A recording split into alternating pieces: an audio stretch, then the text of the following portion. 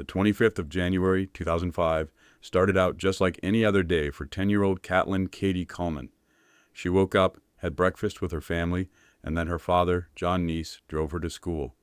Katie was excited about the pajama party that was scheduled for the following day at Crothersville Elementary School in Indiana, where she was a student. Katie arrived home from school that afternoon at around 3 p.m. By this point, John was at work and Katie's mother, Angie, was busy preparing dinner.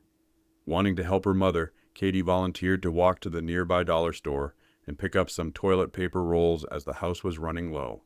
Angie agreed and handed Katie money. The store was only around a block and a half away from their home, and Katie had made the trek numerous times. When Katie didn't return home, initially Angie wasn't worried. Katie was a popular girl with numerous friends living along the route she would have taken to walk back home. Angie started to call around the locals to see if anybody knew where Katie was. When it became evident that nobody had seen Katie, Angie became concerned. She searched the street on foot before calling police at around 7:30 p.m. to report her daughter missing. Welcome to this episode of Human Wreckage.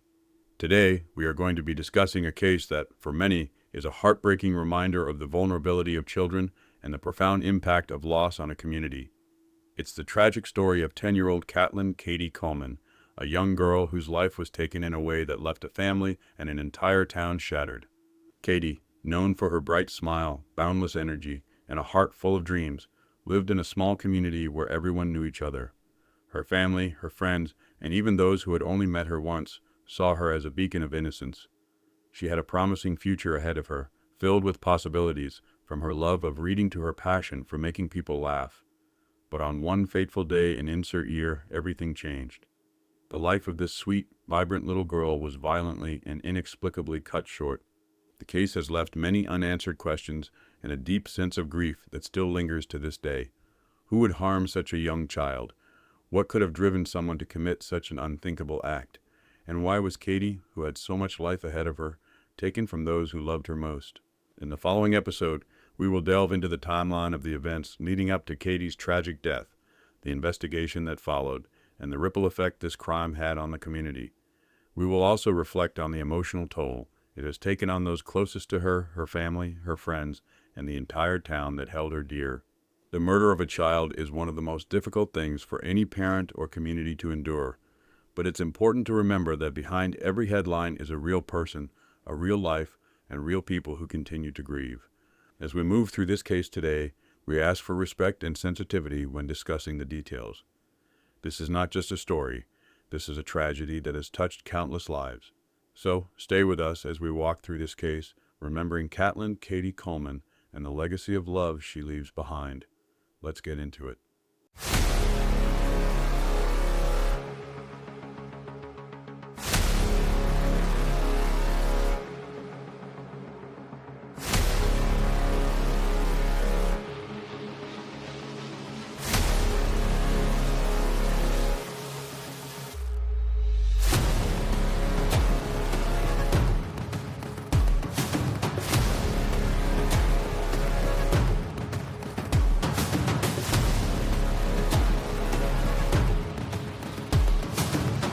By the time police arrived on the scene, there were already around 125 locals assisting in the search.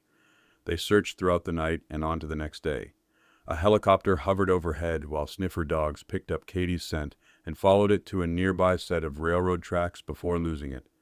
A neighbor told Katie's family that on the day she disappeared, she had come to their house to inform them that their dog had been killed near the railroad tracks. Since there was no evidence of an abduction, an Amber Alert was not initially issued. Missing person posters described Katie as 4 feet 6 inches tall with chin-length brown hair and brown eyes. She was last spotted wearing a red shirt, black sweatpants with a stripe down the leg, black tennis shoes, and a medium light blue winter coat. They also described Katie as having a lazy eye. Several days later, an Amber Alert was finally issued. On the 29th of January, a composite sketch of a man believed to have abducted Katie was released to the public. The man was described as being very thin and white, around 5 feet 8 inches to 6 feet tall, 18 to 20 years old with dark hair and pale skin. The composite sketch was created after a witness told police they were certain that they had seen Katie in his truck just a short time after she disappeared.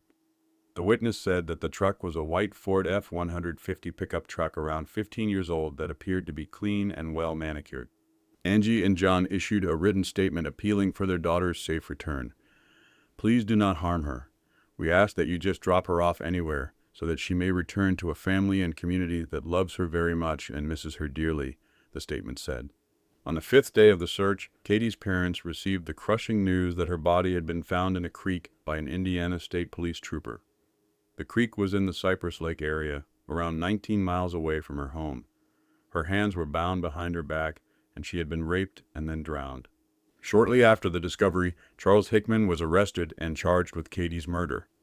Hickman lived just yards from the dollar store, and other locals always considered him a bit of an oddball. Neighbors recollected that he often just stood out in his yard, gazing at nothing, and would throw parties nightly.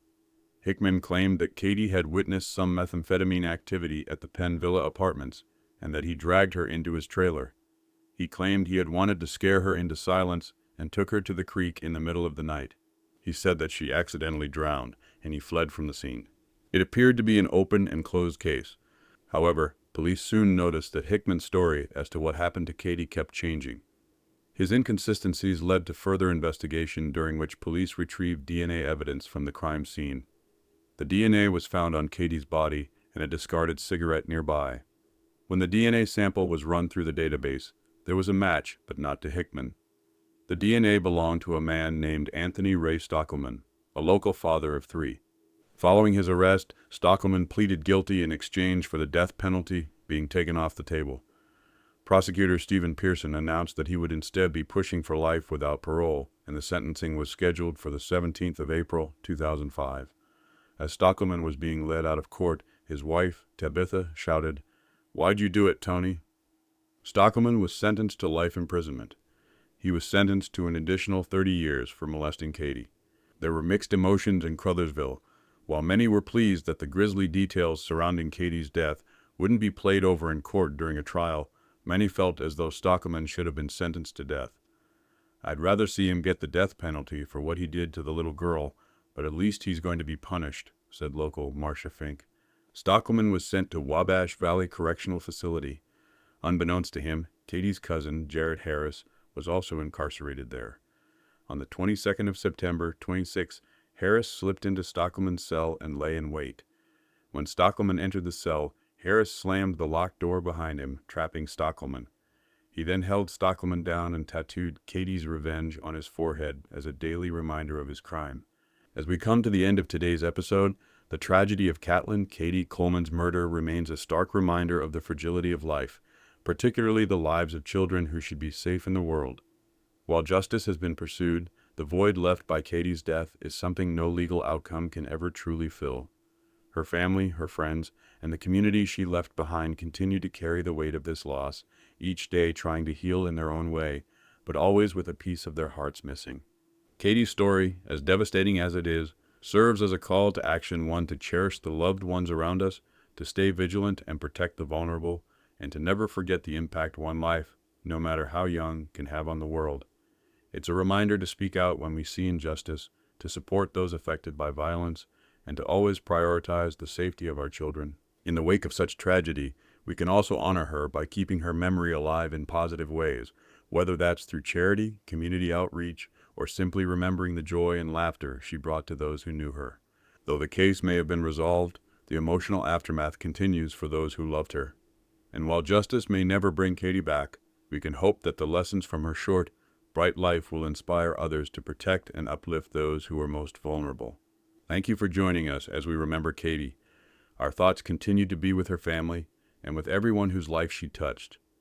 Stay safe, take care of one another, and never forget the power of love in the face of tragedy.